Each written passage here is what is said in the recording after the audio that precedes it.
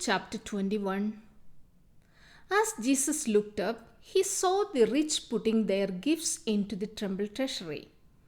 He also saw a poor widow put in 2 very small copper coins. Jesus said, "Truly I tell you, this poor widow has put in more than all the others. All these people gave their gifts out of their wealth, but she, out of her poverty, put in all she had to live on." Some of his disciples were remarking about how the temple was adorned with beautiful stones and with the gifts dedicated to God. But Jesus said, "As for what you see here, the time will come when not one stone will be left on another, every one of them will be thrown down." They asked, "Teacher, when will these things happen?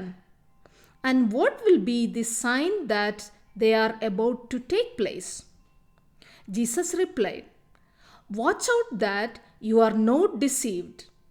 For many will come in my name, claiming, 'I am he,' and the time is near. Do not follow them. When you hear of wars and uprising, do not be frightened. These things must happen first, but the end will not come right away." Then he said to them, "Nations will rise against nation, and kingdom against kingdom.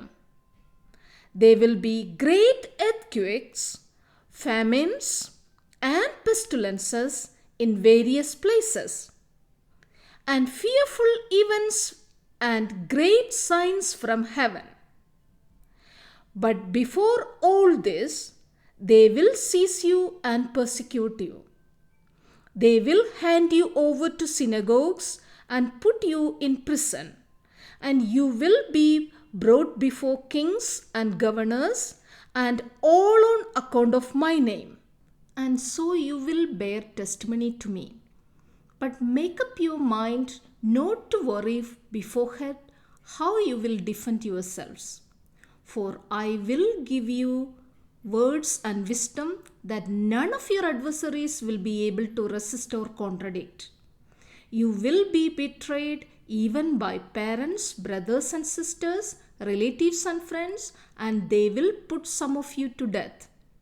Everyone will hate you because of me, but not a hair of your head will perish. Stand firm, and you will win life. When you see Jerusalem being surrounded by armies, you will know that its desolation is near. Then let those who are in Judea flee to the mountains. Let those in the city get out, and let those in the country not enter the city. For this is the time of punishment in fulfillment of all that has been written. How dreadful it will be in those days for pregnant women and nursing mothers. There will be great distress in the land and wrath against this people. They will fall by the sword and will be taken as prisoners to all the nations. Jerusalem will be trampled on by the Gentiles until the times of the Gentiles are fulfilled. There will be signs in the sun, moon, and stars. On the earth, nations will be in anguish and perplexity at the roaring and tossing of the sea. People will faint from terror, apprehensive of what is coming on the world, for the heavenly bodies will be shaken. At that time, they will see the Son of Man coming in a cloud with power and great glory. When these things begin to take place, stand up and lift up your heads, because your redemption is drawing near." Jesus told them this parable.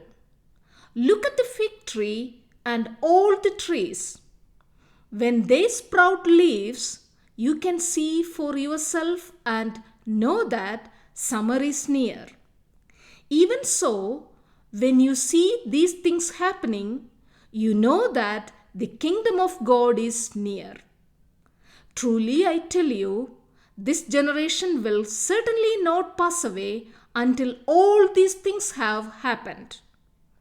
Heaven and earth will pass away, but my words will never pass away. Be careful, or your hearts will be weighed down with carousing, drunkenness, and the anxieties of life. And that day will close on you suddenly like a trap.